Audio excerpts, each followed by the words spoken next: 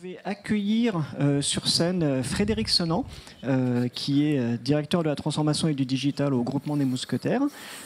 Je vais également accueillir Édouard Marguin, directeur des opérations chez Lavinia. Il est là. OK, installez-vous ici. Nous allons, dans les 20 prochaines minutes, discuter de l'évolution du comportement des attentes et des pratiques également dans la distribution et dans le commerce en ligne. Nous allons commencer avec Frédéric parce que je crois savoir que vous avez une contrainte horaire et un avion à prendre, donc on ne voudrait pas vous rendre en retard. Rentrons directement dans le vif du sujet et je vais vous poser une question sur, aujourd'hui nous sommes en 2022, on est d'accord. Quels sont les grands changements qu'on a pu constater? Donc, pour faire simple, qu'est-ce qu'aujourd'hui vous faites ou que les consommateurs attendent qui n'existait pas il y a 2 ans? Donc, qu'est-ce que le virus a changé pour vous? Alors le virus a changé beaucoup de choses. D'abord, bonjour à toutes et à tous. C'est vrai que les constats qu'on a vus là, on pourrait pratiquement tous les faire nôtres, hein, puisqu'il y a beaucoup de choses qui ont été présentées là, qu'on constate tous les jours. La première chose que ça a changé, déjà, c'est que quand on a fait, j'ai pris connaissance le jour d'une étude là qui disait, en fait, les domaines de préoccupation principale des gens, c'était la nourriture et l'Internet. C'était en fait, donc c'est peut-être ça que ça a changé lourdement. C'est effectivement la préoccupation pendant les périodes de confinement, c'était se nourrir et pouvoir communiquer. Donc finalement, je ne sais pas si ça perdurera. Je pense que quand même il y a quand même des besoins fondamentaux là-dedans, mais nous, en tout cas, dans la distribution alimentaire, on est au cœur du sujet, du coup, parce que sur la partie nourriture, ça a changé radicalement quand même une partie de la consommation. On va reparler juste derrière. Et ce qui a changé aussi, c'est ce qu'on a vu apparaître aussi, c'est le concept de démobilité. Dans les derniers semestres qui viennent de s'écouler, parce qu'en fait les gens se sont habitués, comme un peu tous ici dans la salle et en ligne, c'est le télétravail, et donc du coup les modes de consommation alimentaire pour nous ont un peu changé. Ça a changé beaucoup de choses, notamment on a vu l'explosion des nouvelles formes de livraison, nouvelles formes notamment de quick commerce. Mais pas que, c'est aussi la livraison des plats à domicile, c'est l'explosion de toutes ces offres. Alors après, on peut en dire tout ce qu'on veut, le quick commerce, ça restera pas, modèle économique, pas modèle économique, je ne suis pas là pour commenter l'actualité sur ces sujets-là. En tout état de cause, ce qui va rester, c'est des modes de consommation. Il y aura probablement peut-être des acteurs différents, des acteurs qui vont se concentrer, peu importe, on verra comment ça évolue tout ça. En tout état de cause, le mode de consommation, lui, demeure. Et aujourd'hui, 53% des Français, grosso modo, n'ont pas repris leurs habitudes de mobilité d'avant la crise du Covid. Donc ça laissera de toute façon des traces dans le mode de consommation qu'on a aujourd'hui. J'ai une question. Est-ce que c'est la fin du rituel plein de courses mensuelles? Non, non, parce qu'on voit que les habitudes de nos consommateurs là-dessus n'ont pas forcément changé. On voit que l'apparition forcée du drive dans ces dernières années a fait en sorte que les paniers moyens ont plutôt augmenté. Donc en fait, c'est pas la fin des grosses courses, c'est la fin des grosses courses faites différemment. Voilà, c'est-à-dire que on a une plus forte dichotomie entre la course plaisir et la course, on va dire, contrainte. Donc la course contrainte, c'est le drive, ça pèse lourd, c'est pénible, et donc on s'organise différemment pour le faire. Donc pour nous, c'est la contrainte de tout ça, c'est de pouvoir proposer un nombre de références accrues avec des modes de livraison et des modes de mise à disposition à nos clients qui sont différents, parce qu'aujourd'hui c'est 50 000 références à peu près à un supermarché classique, donc 50 000 références à mettre à disposition, préparer les commandes, ça implique quand même un mode d'organisation un tout petit peu différent. Ok. Peut-être pouvez-vous nous dire un petit mot sur, maintenant qu'on a fait le bilan donc, de ces 2 dernières années, qu'est-ce qui va arriver par la suite? Sur quoi est-ce que vous travaillez? Quelles sont les évolutions des attentes et les enjeux peut-être dans les domaines clés du groupement des mousquetaires? Donc vous m'avez dit que c'était plutôt l'alimentaire et le bricolage qui étaient les 2 gros secteurs. Oui, le groupe fait une quarantaine de milliards d'euros de chiffre d'affaires. On a trois grands métiers. On a un métier du bricolage, enfin 4 grands métiers. On a la mobilité. On a le bricolage qui pèse à peu près 4 milliards et puis l'alimentaire pour 32 milliards. Et on a une grosse activité aussi sur agroalimentaire parce qu'on est producteur commerçant. Et donc en fait la digitalisation et le e-commerce, ça s'inscrit un peu dans la continuité de tout ça. Et au final, pour le client, ce que ça change, c'est que ce qu'on constate, c'est qu'on a une individualisation quand même de la relation sociale pour le client. Et donc l'enjeu pour des sites commerçants comme les nôtres, c'est de recréer de la proximité fonctionnelle. On voit aujourd'hui que le premier acteur, c'est Amazon. Amazon, vous ne le voyez pas dans les rues, il n'y a aucune proximité avec Amazon. Et pour autant, Amazon arrive à créer une proximité fonctionnelle avec les clients. Ils créent des habitudes, ils créent des fonctionnements. Et aujourd'hui, notre enjeu pour nous, c'est d'arriver effectivement à recréer une proximité fonctionnelle avec nos clients, au-delà de la proximité physique que nous avons déjà avec nos clients, parce qu'on a 4000 points de vente un peu partout en France et dans 3 pays. Donc l'enjeu pour nous, c'est un enjeu du X. Il faut vraiment qu'on travaille là-dessus. C'est l'expérience client. C'est l'expérience client. Il faut vraiment qu'on travaille sur l'expérience client pour effectivement faire en sorte que le client soit le plus à l'aise possible dans notre environnement digital, comme il l'est dans son environnement physique. Voilà, donc, et les enjeux, c'est la traduction de tout ça, on l'a vu dans le panel, il y a des enjeux d'organisation. On voit que sans formation, sans transition digitale dans le groupement, il ne faut pas que ça reste, on en a discuté tout à l'heure, il ne faut pas que ça reste l'apanage de quelques-uns et d'experts. Il faut qu'on arrive à partager ces expériences donc avec l'intégralité du groupe, quel que soit le métier. Donc partager l'expérience, les connaissances, les compétences également, faire en sorte que ça se diffuse. Exactement. Et que ça ne soit pas concentré sur une équipe e-commerce, l'élite. Exactement, ouais, alors je ne sais pas si c'est l'élite, mais en tout cas, c'est ceux qui participent au recrutement du client sur les canaux digitaux. Mais jusqu'au bout de la chaîne, il faut que l'application soit à défaut d'être parfaite, qu'elle soit au moins précise et correctement exécutée. Et donc ça passe par les préparations de commandes, ça passe par l'automatisation de nos processus de commandes, de livraison, de mise à disposition de nos marchandises. Donc voilà, donc c'est l'affaire de tous. Le digital, c'est vraiment l'affaire de tous. Et pour faire ça, on a un enjeu de recrutement. Hein, on l'a vu. Hein, on constate aujourd'hui qu'on a une très forte tension sur les ressources, alors qu'elles soient digitales ou même tout simplement sur les livreurs. Hein. Ça commence par ça aussi. Voilà, on a des tensions un peu partout. Voilà, donc on voit partout dans la presse qu'il y a de la stagflation, que c'est compliqué, mais les indicateurs aujourd'hui de l'emploi montrent exactement l'inverse. Donc je ne sais pas si on fait tous le constat de ça, mais aujourd'hui on a une forte tension sur le recrutement et sur les salaires. Donc voilà, donc ça fait partie des enjeux 2022-2023 qu'il va falloir qu'on adresse au-delà de toute l'organisation digitale du groupement. D'accord. Peut-être un petit mot sur les grandes tendances dans le domaine du e-commerce. On parle beaucoup, par exemple, de live shopping. On parle beaucoup également de seconde main, avec des offres qui se créent à droite et à gauche pour simplifier l'accès à ces solutions, à ces pratiques aux annonceurs. Est-ce que vous pratiquez ce genre de choses? Est-ce que vous l'avez envisagé, étudié? Alors la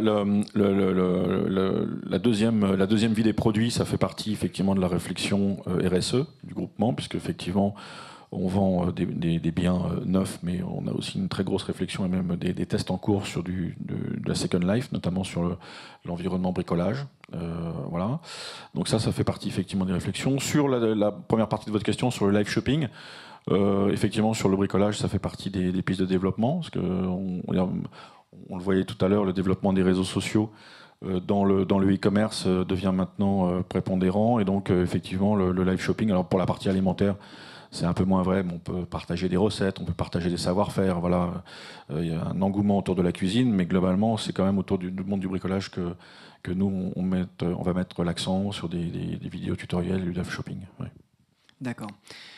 Une dernière question. Donc, on a vu que les chiffres étaient plutôt bons dans le baromètre, qui s'est concentré cette année sur les petits commerçants et les enseignes de plus de 20 salariés. Donc, à l'échelle d'un grand groupe comme celui du groupement des Mousquetaires, est-ce que vous confirmez également que les chiffres sont bons, que la contribution du numérique au chiffre d'affaires est effective?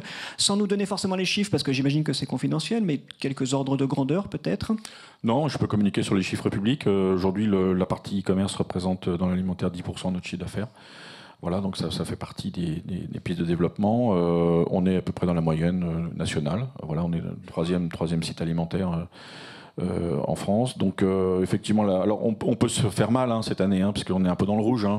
Voilà, mais on compare du rouge par rapport à du vert vif. Des 2 dernières années. Donc si on tire la courbe sur 3 ans, voilà, la tendance reste positive et le développement est toujours bien là. On est vraiment en consolidation et en développement. Ouais. Ok, donc des années intéressantes à venir. Merci pour ces réponses. Si vous avez une contrainte horaire, n'hésitez pas à aller prendre votre avion. Non, je vais rester avec mon ami. D'accord. Donc, Édouard, on a vu que les priorités des Français, c'était, donc, comme on l'a dit, l'accès à l'Internet et à l'alimentation. Dans l'alimentation, il y a aussi l'hydratation, on est d'accord. Donc, parlez-nous déjà de Lavinia. Donc, autant on connaît à peu près le groupement des mousquetaires. Lavinia, depuis combien de temps ça existe et qu'est-ce que vous faites? Quelle est votre spécialité? Oui, bonjour à tous. Lavinia, c'est une société familiale qui existe depuis une vingtaine d'années. Donc nous, on est plutôt dans la cible de ces gens qui ont été interrogés pour le baromètre. Ce sont des vins, des champagnes et des spiritueux d'exception. Donc on se situe plutôt sur un marché premium et on adresse nos clients à travers l'e-commerce, mais dans nos caves aussi à Paris, à Madrid et à Genève. Qui sont des flagships. Et puis on a une grosse activité également corporate, donc tout ce qui est cadeau d'affaires pour les entreprises. Et une activité événementielle qui a fait un peu les montagnes russes ces dernières années, mais qui commence à revenir de façon importante. Je vais, pour commencer, vous poser la même question donc, qu'à Frédéric. Qu'est-ce que vous constatez aujourd'hui dans les attentes et les pratiques qui n'existaient pas il y a 2 ou 3 ans ?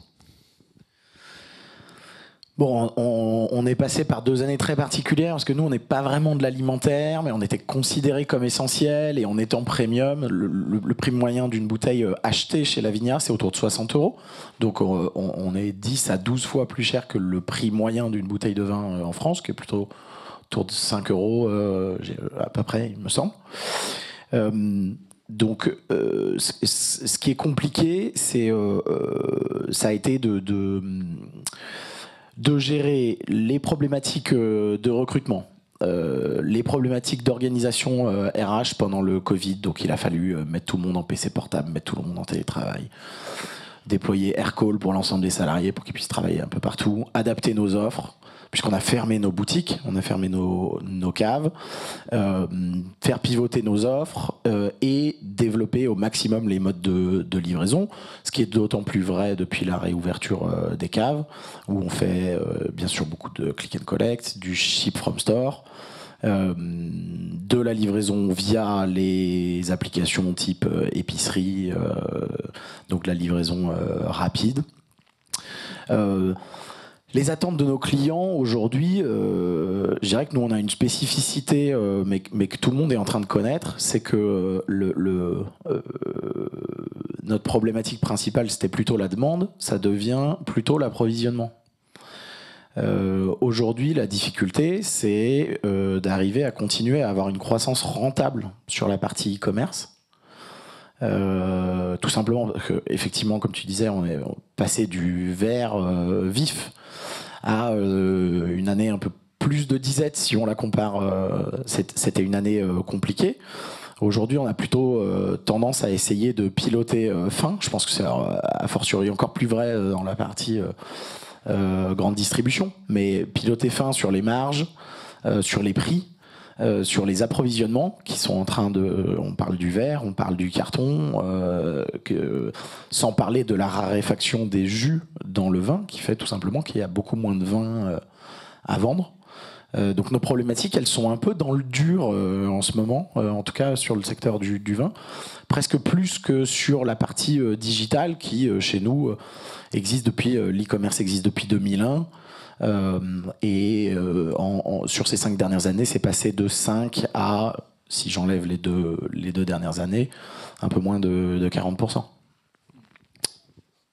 Est-ce que vous avez constaté le phénomène d'accélération? Enfin, l'entreprise est en activité depuis plus de 20 ans maintenant, on est d'accord. Est-ce que vous avez constaté cette accélération forte donc, sur les 2 dernières années? Et comment est-ce que vous vous projetez sur les 5 suivantes, donc, dans ce contexte de tension sur l'approvisionnement, entre autres?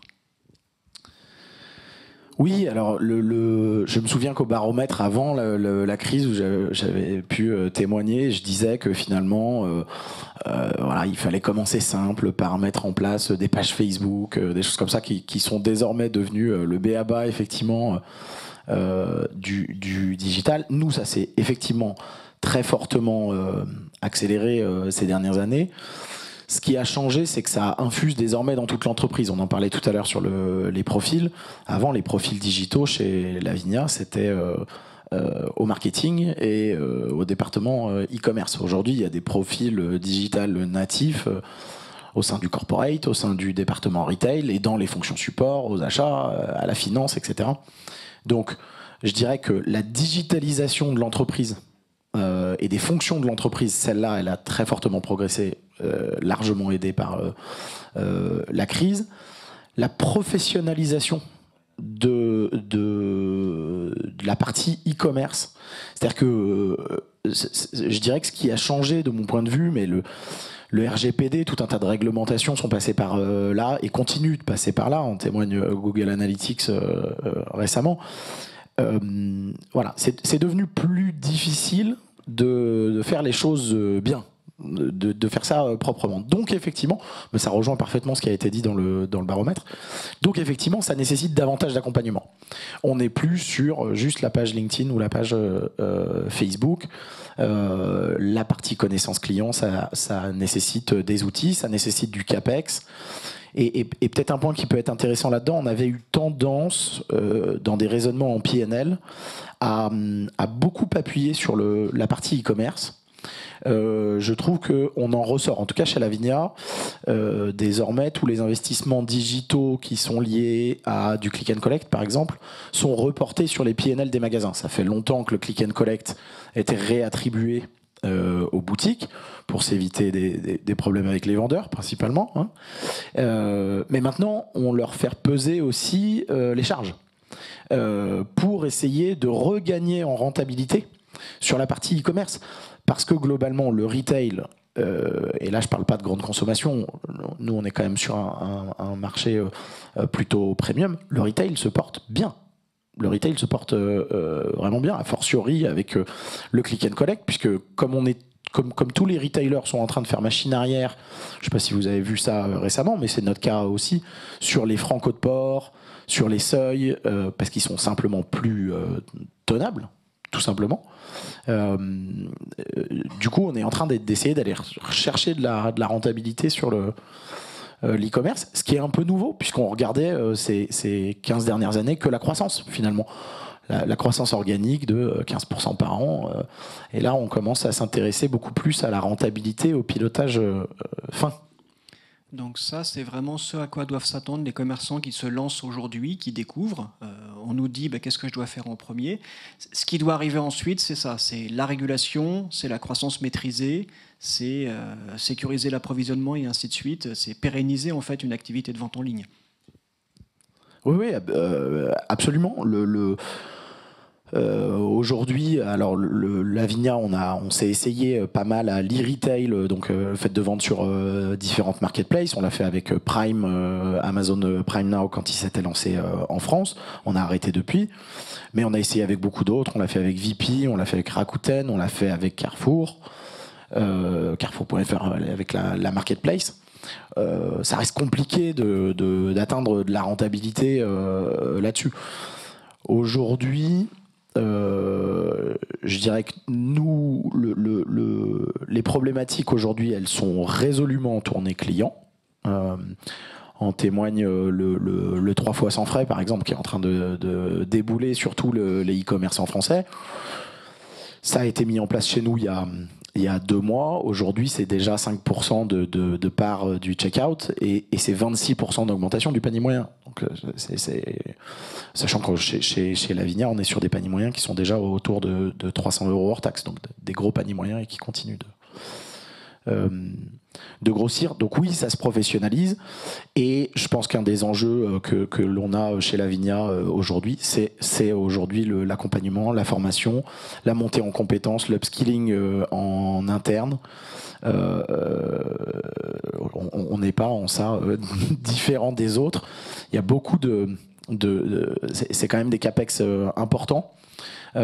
Sur les outils, je suis étonné d'ailleurs que l'IT remonte pas plus que ça finalement, parce qu'aujourd'hui il faut se doter d'une architecture technique qui est quand même lourde, et il n'y a pas que le build, il y a le run aussi, et il faut réinvestir chaque année dans le CRM pour l'omnicanalité, dans la partie promo, donc tous ces outils de marketing, ils ont leur pendant IT. Donc le besoin de professionnalisation, il est évident. Effectivement, les outils sont jamais loin avec des freins imposants. Merci pour vos 2 témoignages.